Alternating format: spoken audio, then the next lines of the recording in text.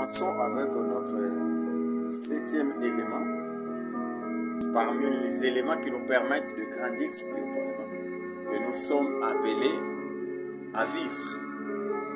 Parce qu'un enfant de Dieu, tu ne dois pas demeurer stationnaire. Tu dois développer, tu dois croître, tu dois évoluer. Tu vas vivre une dimension spirituelle à laquelle tu ne t'attendais pas. Pourquoi? Parce que tu désires grandir. Bien, Seigneur, notre texte principal sur l'humilité. Nous allons lire Matthieu chapitre 18, le verset 4. Je lis au nom de Jésus. La Bible dit: c'est pourquoi quiconque se rendra humble comme ce petit enfant sera plus grand dans le royaume des cieux. Parce que nous, on croit toujours, pour être grand, il faut de l'orgueil. Pour être grand, il faut qu'on soit au-dessus de tout le monde. Pour être grand, on croit qu'il faut qu'on voie que non, tu es terrible. Non, la Bible est claire ici.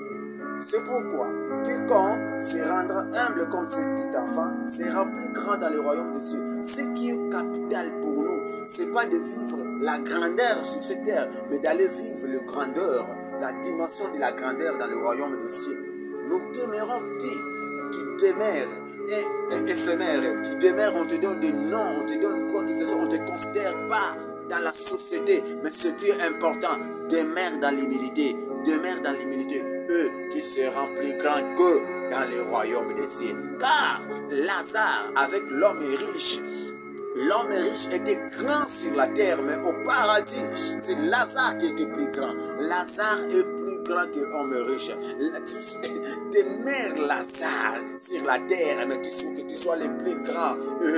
Demeure Lazare sur la terre par ton humilité, par ta pauvreté, par ton manque, par ce qui ronge ton cœur. Demeure seulement dans l'humilité et tu seras grand dans le royaume des cieux.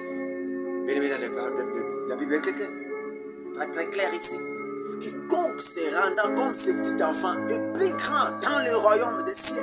On peut devenir grand dans le royaume des cieux si sur cette terre nous vivons dans l'humilité, humble comme des petits enfants. C'est pourquoi ce jour-là, lorsque les enfants s'approchaient de Jésus-Christ, les disciples pouvaient les empêcher de Jésus-Christ dit: ne les empêchez pas, ne les empêchez pas de venir vers moi, car le royaume des cieux appartient à ceux qui les rassemblent. Nous devons vivre une vie des enfants. Lorsque tu vis une vie des enfants, bien aimé, tu te considères devant tout le monde comme un enfant. Lorsqu'il t'envoie, tu vas. Humilie-toi. Dieu fait grâce aux humbles, pas aux orgueilleux. Il résiste. Toujours avec l'humilité. L'humilité fait attirer la gloire de Dieu dans notre vie.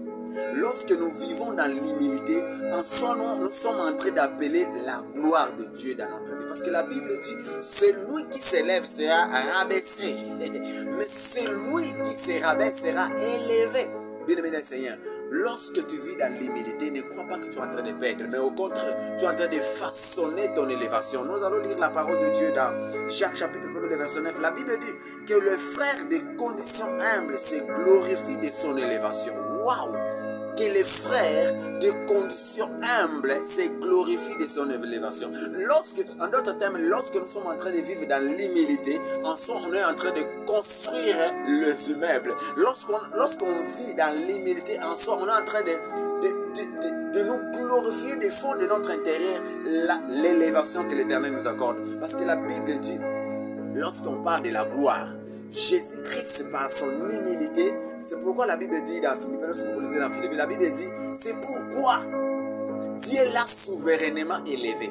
Lorsque nous vivons dans l'humilité, Dieu nous élève souverainement. C'est pourquoi là au paradis, les 24 veilleurs pouvaient se prosterner et jeter leurs couronnes en l'adorant. C'est pourquoi les 4 êtres vivants pouvaient se prosterner, chanter, adorer Jésus-Christ. Pourquoi sur cette terre, il a vécu des moments d'humilité. Il s'est humilié lui-même.